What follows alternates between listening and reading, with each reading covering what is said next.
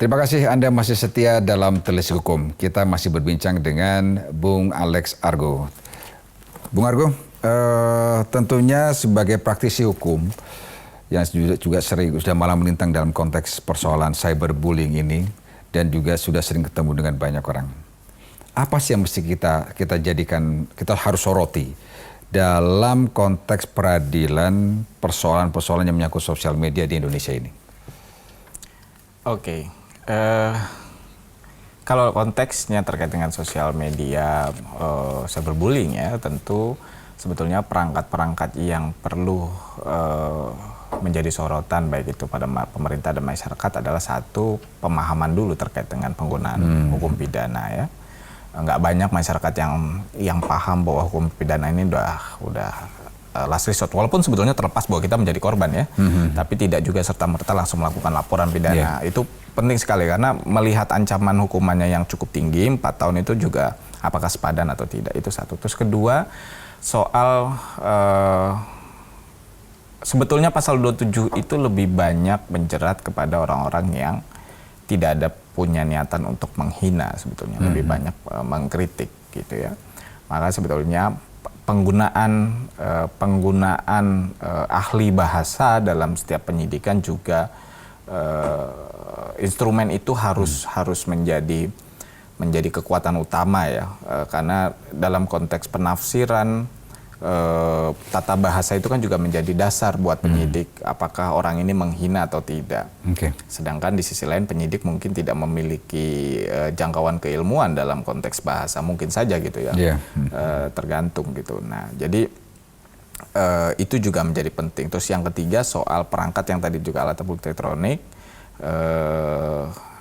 penting juga untuk bisa melakukan terobosan-terobosan terhadap akun-akun media yang anonim, gitu kan. Yang sengaja dibuat memang untuk membuat resah gitu ya. Membuat resah, nah itu juga kayaknya pemerintah juga harus, karena pasca pemilu banyak sekali kan akun-akun media sosial yang anonim yang sebetulnya tidak mudah untuk ditelusuri keberadaannya, siapa pemiliknya. Sebetulnya ini yang menjadi keresahan di masyarakat, bukan individu dengan individu, tapi ada orang-orang yang mungkin memproduksi akun-akun anonim yang tidak diketahui dia berada di mana dan segala macam. Nah itu yang harus diperbaiki sebetulnya, karena kelompok-kelompok ini semakin banyak sebetulnya kan. Membuat orang menjadi terbawa untuk yang tadi disampaikan oleh Mas Oki bahwa terlibat tanpa dia sadari dia ikut membullying seperti itu. Dia sebetulnya ikut membullying, padahal dia adalah hasil dari produksi hoax. Ya kan, ada ya, kita sudah banyak tahu lah tentang soal berita yang sebetulnya tidak sesuai, tapi karena terbawa emosi ikut mengeluarkan statement-statement yang memang seolah-olah berita yang ditampilkan oleh orang itu adalah benar, padahal kan tidak benar. Betul, artinya perlu ketelitian lagi ya. Perlu ketelitian lagi. Nah itu yang sebetulnya yang harus menjadi sorotan pemerintah. Akun-akun anonim ini yang istilah buzzer lah ya, yang populer di kalangan masyarakat. Nah buzzer inilah yang sebetulnya harus menjadi sorotan pemerintah. Buzzer bisa jadi baik ketika dia memang memproduksi informasi-informasi yang positif, tapi dia akan menjadi negatif ketika tujuannya, intensinya adalah untuk hate crime gitu ya, memproduksi berita-berita hoax, membuat orang menjadi benci dan menimbulkan persoalan baru. Dan biasanya menjadi korban ya individu yang sebetulnya tidak paham karena dia hanya mengkonsumsi berita-berita negatif yang diproduksi. Nah, dia menjadi orang pembenci.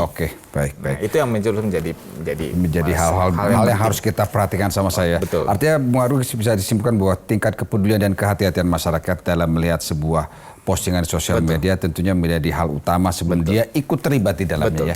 Terima kasih banyak Bung Argo. Sangat menarik pembicaraan kita malam ini. Semoga hal yang tadi kita bincangkan menjadi sebuah pengetahuan baru, wacana baru bagi masyarakat, terutama dalam konteks bagaimana menyikapi cyberbullying, bagaimana lebih bijak dalam penggunaan sosial media tentunya. Terima kasih Bung Argo, sukses buat Anda. Semoga apa yang kita bincangkan juga tadi juga semakin menjadi masukan baru buat pemerintah terkait kesimpulan tadi. Terima kasih dan selamat malam. Terima kasih.